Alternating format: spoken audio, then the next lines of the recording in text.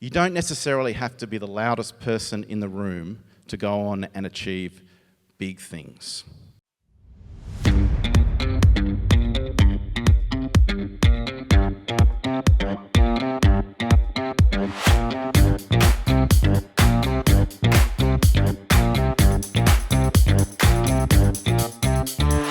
Well, I was a bit of a quiet kid, and the thing with quiet kids is they're often underestimated. But they actually have a bit of an advantage. Because when all the other people are doing all the talking about what they're going to do and their big plans, the quiet kids, some people are assuming they're doing nothing because they're quiet, but they've actually got a head start on everyone else. And I was a quiet kid, but I was also a prefect. I was a student leader. So being quiet doesn't necessarily prevent you from being a leader. In fact, some of the best leaders are quiet.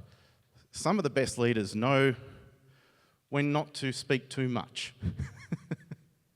So my tip for you today is, you don't necessarily have to be the loudest person in the room to go on and achieve big things.